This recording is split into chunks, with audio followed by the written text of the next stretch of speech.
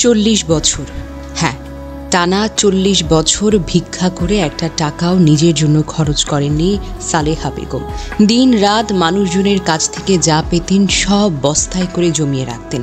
কখনো টাকা দিয়ে খাবার কিনতেন না, কখনো অন্যের ফেলে দেওয়া খাবার কুড়িয়ে খেতেন, কখনো এক মুঠো ভাত চেয়ে খেয়ে নিতেন, শুধু যেন টাকাটা আরও কিছু জমাতে পারেন। লোকজন ভাবত বুড়ি হয়তো পাগল হয়ে গেছে, কিন্তু সালেহার সে পাগলামের ভেতর ছিল অদ্ভুত এক স্বপ্ন। একদিন তিনিও নিজের ঘর করবেন, একটু ভালোভাবে খাবেন, একটু ভালোভাবে বাঁচবেন। কিন্তু জীবন তাকে সেই সুযোগ দিল না। জীবনের শেষ প্রান্তে এসে যখন একটু ভালোভাবে বাঁচার চিন্তা করছিলেন, ঠিক তখনই তিনি পৌঁছে গেছেন জীবনের শেষ সীমানায়। সিরাজগঞ্জের কওমি জুট মিলে বারান্দায় সালেহা বেগম একা থাকতেন। নিজের কোনো ঘর ছিল না, পাশে কেউ ছিল না। তার একমাত্র মেয়ে স্বামীর সঙ্গে পাশের পাড়ায় থাকতেন, কিন্তু মায়ের জন্য ছিল না এক ফুটও জায়গা। দীর্ঘদিন অসুস্থ থেকেও তিনি 1 টাকাও নিজের চিকিৎসায় খরচ করেনি। কেউ যখন শেষ জীবনে তার খোঁজ নিতে এলো, তখন দেখা এলো যে বারান্দায় তিনি শুয়ে থাকতেন সেই স্তূপের নিচে লুকানো 3টি পুরনো বস্তা। বস্তাগুলো খুলতেই সবাই স্তব্ধ। ভেতরে ভর্তি ভর্তি টাকা। গুণে দেখা গেল ব্যবহারযোগ্য টাকার পরিমাণ হলো 1,74,079 টাকা।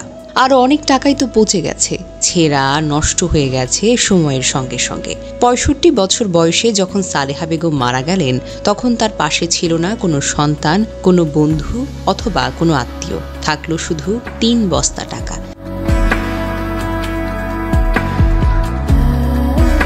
যে টাকা একদিন তার গর্ভ ছিল, তাই হয়ে গেল মৃত্যুর পর নিথর লোহার টুকরো। প্রতিবেশী আব্দুর রহিম জানালেন, সালেহা বেগম স্বামী পরিত্যক্তা ছিলেন। কখনো রান্না করতেন না, ভিক্ষা করে যা পেতেন তাই খেতেন। অসুস্থ হওয়ার পর আমরা তার পাশে ছিলাম। শেষ দিনগুলো খুব কষ্টে কেটেছে। সালেহার মেয়ে স্বপ্না খাতুনের কণ্ঠে কষ্টের সুর। মা একটু অন্যরকম ছিল। টাকায় তার কোনো মোহ ছিল না, আবার খরচ করতেও জানতো না। চিকিৎসার সময় কিছু টাকা ব্যবহার করেছি, বাকিগুলো আমি মায়ের নামে দান করতে চাই। এটাই তার আত্মার শান্তি হবে। লিভার আক্রান্ত হয়ে সালেহা বেগম গত শুক্রবার রাতে বগুড়ার শহীদ জিয়াউর রহমান মেডিকেল কলেজ হাসপাতালে মারা যান। পরদিন শনিবার সকালে কান্দাপাড়া কবরস্থানে জানাজা শেষে তাকে দাফন করা হয়।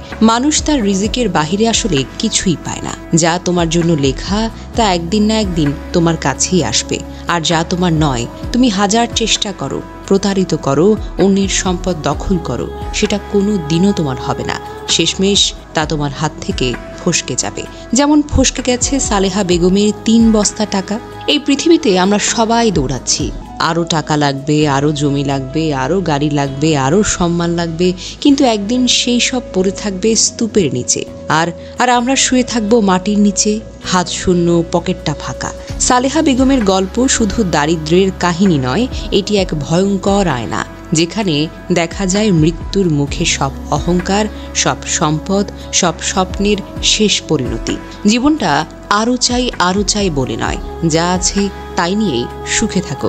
প্রিয় মানুষদেরকে সময় দাও, তাদের ভালোবাসো, কারণ একদিন সব কিছু ফেলে তোমাকেও চলে যেতে হবে, খালি হাতে, ঠিক সালেহা বেগমের মতো।